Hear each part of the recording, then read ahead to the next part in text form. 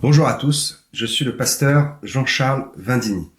Je tenais vivement à m'exprimer sur la cérémonie de fermeture des JO. Je ne l'ai pas fait pour l'ouverture, ni pendant toute la cérémonie des JO, parce que je voulais vraiment me tenir à part et ne pas prendre part à toutes ces choses du monde et ne pas cautionner ce qui s'est passé à l'ouverture. Toutefois, j'ai eu un regard très très attentif hier soir, comme je l'espère beaucoup d'entre vous, et j'ai observé énormément de détails très subtils, et Satan est dans la subtilité.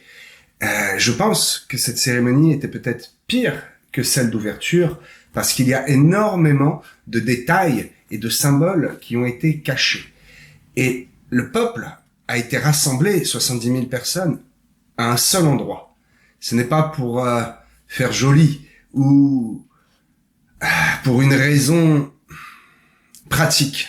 Non, c'est parce que toutes les personnes qui ont été là ont participé au même instant, au même endroit, à une cérémonie satanique. Et je vais vous le démontrer.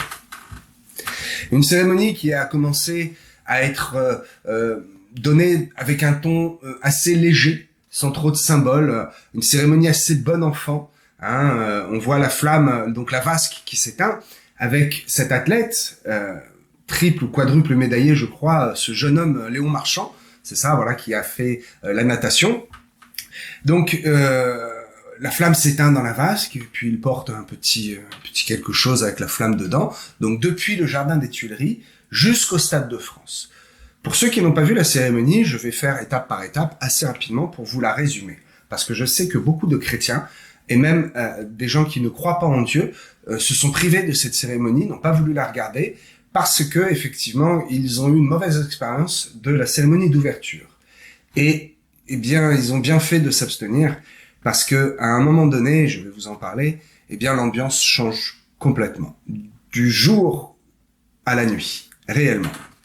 Donc Léon Marchand apporte la flamme, celle qui doit être retransmise et puis finalement éteinte tout à la fin, dans un petit réceptacle jusqu'au Stade de France, là où tout le monde est réuni, 70 000 personnes.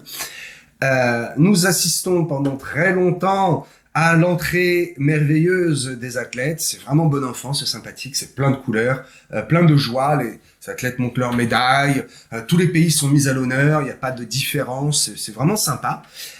Une dernière remise de médailles pour le triathlon féminin, je crois, c'est un peu une tradition. Donc ces femmes très courageuses qui ont couru 42 km le matin même sont là le soir à 21h, donc là il est 21h40 à peu près, pour recevoir leur médaille. C'est super, on est vraiment dans l'esprit, si je puis dire, des Jeux Olympiques, c'est fantastique. Nous avons quelques chants, donc la foule s'enjaille un peu, on chante, on a l'impression qu'il y a une certaine unité. Les remerciements à tout le monde, particulièrement aux 45 000 volontaires. S'il avait fallu les payer, eh bien, cela aurait coûté très très cher. C'est quand même assez fantastique, 45 000 volontaires qui sont là, qui ont pris 2 semaines de leur temps, peut-être même certainement de leurs vacances, pour rien, pour la gloire. Soit, heureusement qu'ils étaient là. Bon. Et puis d'un seul coup, à 1h10, vraiment à 1h10 de temps, Thomas, celui qui a organisé la fête, Thomas qui, pour faire un jeu de mots, je dirais, n'a rien de joli, n'est-ce pas, n'a pas pu s'empêcher de réitérer son exploit, sa pseudo-œuvre sataniste. Et là, les tableaux, eh bien, commencent, et en quelques secondes, en moins de 10 secondes, le Stade de France est passé de la vie à la mort, est passé de la lumière aux ténèbres. Les ténèbres ont envahi absolument tout le Stade de France, et une musique tellement bizarre, tellement mystique, tellement, je dirais, angoissante, une musique vraiment, vraiment angoissante, s'élève, et un thème qui est donc le thème rétro-futuriste, un thème qui en fait n'a absolument pas été respecté, c'est juste le nom rétro-futuriste, il n'y a rien de rétro-futuriste là-dedans, c'est terrible et c'est juste un justificatif, un beau nom, un beau titre qui est donné à cette cérémonie, à ces tableaux, pour justifier de toutes les images sataniques que nous allons voir et que je vais vous montrer dans quelques instants par superposition d'images. Voilà. Une dystopie rétro-futuriste, un bien grand mot pour définir finalement ce que ces actes prophétisent sur la nation. Vous allez voir que c'est terrible, terrible, terrible. Tout un symbole incroyable et peut-être le pire des symboles, je vous le montrerai tout à l'heure, c'est cette grande bouche qui s'ouvre comme la bouche de l'enfer, vraiment. Donc, cette musique très angoissante, nous l'entendons, et puis le plan s'élargit et nous voyons dessiner ce que nous avons compris dès le début, en fait, la scène, comme étant la carte du monde. Sauf que là, avec un éclairage nouveau, on voit très clairement, je vous le montre ici à l'image, je vous montre que ici, nous voyons réellement, eh bien, un cheval.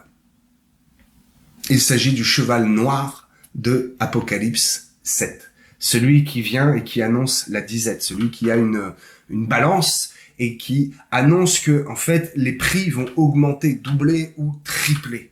Et ce cheval est muni d'une lance. Regardez bien l'image que je mets sous vos yeux. C'est une image qui est terrible et qui annonce certainement le plan du gouvernement satanique, eh bien, du gouvernement mondial, d'augmenter absolument tous les prix et de priver les citoyens, eh bien, de l'abondance dont nous bénéficions encore aujourd'hui. Nous avons un peu plus loin, eh bien, des images que je vous montre, montrant une humanité qui est un peu comme étant une humanité zombie, avec des personnes, hommes, femmes, on ne distingue pas bien, avec un costume où on voit visiblement leur squelette apparaître, ils sont très maigres, affamés, et ils travaillent tous ensemble. C'est une image qui est terrible et qui nous démontre que les plans sont de soumettre l'humanité eh bien, à la disette, à la fin, et à l'esclavagisme du gouvernement mondial. Ces images sont très très claires, elles parlent d'elles-mêmes. Puis nous voyons cette espèce de truc bizarre, un ange de lumière, un être de lumière. Je vous montre la photo. Il n'a absolument pas la tête d'un ange, mais plutôt d'un être de lumière démoniaque. Il est écrit dans 1 Corinthiens chapitre 11, verset 14. Satan lui-même se déguise en ange de lumière. C'est bien ce dont il est question ici. Regardez bien les photos et c'est assez choquant que ce personnage apparaisse toujours entouré et accompagné d'une musique tellement ténébreuse et tellement angoissante. Il s'agit ici d'un démon lumineux et non pas d'un ange de lumière, d'un démon qui imite l'ange de lumière. Et juste après, on voit ces mêmes zombies qui mettent en place les anneaux des JO. Et cela est très symbolique. On peut penser que oui, c'est beau, ils mettent en place les JO, ils les élèvent, oh, c'est élevé, c'est super. Mais le symbole qu'il y a derrière, c'est terrible. C'est le symbole du pouvoir, l'anneau du pouvoir, comme plusieurs films d'ailleurs l'ont traité. Et je reprendrai Genèse chapitre 41, verset 42. Là où Pharaon confie un anneau à Joseph, et cet anneau, eh bien, est le symbole du pouvoir. Nous voyons donc ici que l'humanité réduite à l'esclavagisme, eh bien, va elle-même élever un nouveau Dieu, un nouveau pouvoir qu'elle va mettre en place elle-même. Nous avons cette image horrible, sataniste, diffamatoire, de cet ange qui est décapité. Un grand ange blanc, regardez bien, sans tête. Un ange qui est décapité. Les hommes qui élèvent cet anneau et qui finalement n'adorent ni Dieu ni l'ange, mais ils adorent cet anneau qui représente vraiment l'anneau du pouvoir. Et puis, une fois ce spectacle terminé, eh bien, à nouveau, quelques souffles de légèreté. Les chanteurs apparaissent, ils enchaînent des chants, ils font des concerts, mais on sent bien que l'ambiance est toute différente et qu'il y a quelque chose qui a changé. Et là où j'avertis, c'est que toutes ces personnes-là ne l'ont pas vu. Les images ont été très très courtes. Et je pense que personne n'a capté ce que je vous disais tout à l'heure. Cette image de bouche de l'enfer qui s'ouvre au-dessus du Stade de France. Regardez, il n'y a pas de montage. La photo a été prise telle quelle. Il n'y a aucun montage. Ce ne sont pas juste des beaux éclairages qui font le tour. Nous y voyons clairement ici la bouche de l'enfer qui s'ouvre pour engloutir tous ces malheureux qui ont accepté de se soumettre à ce spectacle d'ignominie. Prions pour eux, mes amis, prions pour eux. C'est une image qui est réellement choquante et qui m'a vraiment bouleversé parce que ce ne sont plus des symboles, ce sont des actes prophétiques au niveau de la sphère satanique et qui prophétisent, qui enferment les Français et le pays dans une atmosphère qui n'est absolument pas bon et qu'il faut combattre. Donc une cérémonie de clôture à l'image finalement de celle d'ouverture, ridicule et angoissante, sataniste et tellement horrible. Tous ces symboles, je pense que beaucoup d'enfants ont fermé les yeux, ont éteint la télé. Et personnellement, ma fille, moi-même, lorsque au bout d'1h10, eh bien la musique a changé, immédiatement, elle a capté qu'il se passait quelque chose. Elle me dit « Oh, j'aime pas trop cette musique, papa, ça fait peur. » Oui, pourquoi faire peur aux Français comme cela? Pourquoi mettre cela en plein jour? Parce que nous sommes dans la fin du temps. Nous sommes dans la fin des temps ou du temps, selon votre interprétation. Et il est clair que les satanistes, les Illuminati, le gouvernement mondial ne se cachent plus et s'amusent à dévoiler ses plans, s'amusent à copier le modèle prophétique d'Ézéchiel et de Jérémie, en l'occurrence, qui n'annonçait pas seulement par la parole, mais qui annonçait par des actes qui, comme aujourd'hui, à l'époque, n'étaient pas tout à fait compris. Mais pourquoi tu dors d'un côté et puis de l'autre pendant tant de jours? Pourquoi tu fais un tableau là et tu fais une maquette et tu le casses? Pourquoi est-ce que Dieu te demande de prendre pour épouse une prostituée? Tous ces détails-là, où à l'époque il ne comprenait pas, nous le comprenons aujourd'hui. Et c'est la même chose qui se passe avec ces actes prophétiques sataniques qui ont eu lieu il y a une quinzaine de jours à l'ouverture et qui ont eu lieu hier soir au Stade de France. Bien. Je terminerai par commenter, puisque c'est le but de cette vidéo, la fin où nous voyons Tom Cruise, ce superbe acteur, le chef de la scientologie en fait, debout sur le toit du Stade de France, qui s'élance avec une grande confiance, une belle cascade. Il prend le drapeau et puis il monte sur la moto, une très belle scène à l'américaine. Et à ce moment-là, peut-être vous n'avez pas regardé jusqu'au bout, mais c'est à ce moment-là que j'ai senti que la chape était libérée et que les États-Unis, qui sont une nation chrétienne, il est marqué sur leur billet « In God we trust », eh bien, ne vont pas aller dans la même souillure que nous.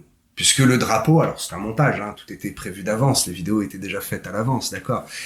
Il emmène ce drapeau sur une plage à Los Angeles. Et là, l'ambiance est complètement différente. Un chant du monde, certes, mais aucune angoisse. Je crois que c'était les Red Hot Chili Peppers, un rock, où il y a vraiment rien de satanique et rien d'angoissant. Une belle plage, une population qui est là calme, toute joyeuse. Et surtout, le ciel ouvert, le ciel bleu, l'océan magnifique derrière.